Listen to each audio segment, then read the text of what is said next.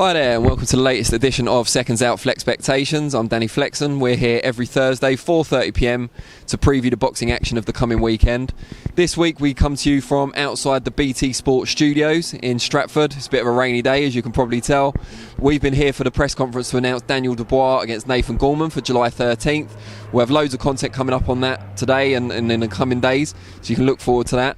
But right now we're talking about this coming weekend, some more pressing engagements. And I guess the best place to start would be the biggest fight of the weekend, which is probably Jarrett Hurd defending two of the major belts at super welterweight against Julian J-Rock Williams. We all like cool nicknames, DB Flex. But yeah, Julian J-Rock Williams has got 4 wins on a row since he lost to Jamal Charlo, who's the Charlo brother that's still unbeaten. He's now plying his trade up at middleweight. Got knocked out in the 5th round of that one, Williams. Promised a good game. There was a lot of trash talk in the build-up between the two. But as it turned out, he was dominated. He found it very hard to get past the Charlo jab in that fight, which is a slight worry in that Jarrett Hurd is tall, rangy, and has got a decent jab himself. So it'll be an interesting one to see if he can adapt better to the advantages that Jarrett Hurd possesses. Hurd, obviously, we saw him in December against Britain's Jason Wellborn on the Fury Wilder show. Took a bit of stick from Wellborn. Wellborn outperformed his expectations, but in the end, it seemed that Hurd gradually got control of the fight and ended it with a great body shot in the 4th round. So that's going to be a really, really good fight this weekend. Probably the toughest one to call out of the title fights. So we'll see what happens in that one.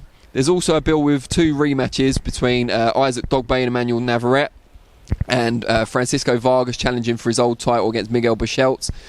Bicheltz, tough fighter, always seems to be in wars. Vargas should be no different, but it's whether Vargas has faded a little bit since their last fight and Bicheltz has improved. Kind of slightly favoured Bicheltz in that one. Dogboe against Navarrete's harder to call. It was a big surprise when Navarrete, as a big underdog, came in and brutally beat up Isaac Dogboe to win the title not too long ago. I would have liked to see Dogboe maybe rebuild before taking the rematch instead of going in immediately with his conqueror. So that one's going to be maybe a difficult one for Dogboe. I don't know. I think Navarrete probably comes into this one as the favourite. So we'll have to wait and see what happens. On UK soil, we've got the Nottingham show. We've got the Nottingham show on the Friday, which is tomorrow night, of course. Headlined by, well, it's arguable, either between Jordan Gill, who's probably the headliner for Sky Sports, against Enrique Tinoco. I think Tinoco's very aggressive, comes to fight. So Jordan Gill will use angles, footwork. It should be an explosive fight. And a harder one to call between Lee Wood and Ryan Doyle for the Commonwealth Featherweight title. Lee Wood, of course, is the flatmate or housemate of Jordan Gill, Commonwealth champion, looking to really make a name for himself in Nottingham, the heir to Cole Froch, if you like. He'll be looking to put on a show against Doyle, but Doyle's a tough operator. He might have been outboxed by Jordan Gill, but before that he knocked out the touted Reece Bellotti, so you can't write him off. So that's another great one to watch. What I want to know from you is, what's your biggest fight of the weekend? What are you most looking forward to?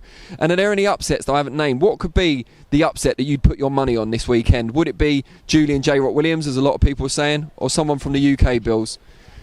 We'll see you next week for FLEXpectations, 4:30 p.m. on Thursday. And we'll be back for Reflections, looking back on the weekend's actions, Monday at 4:30 p.m. Thanks very much.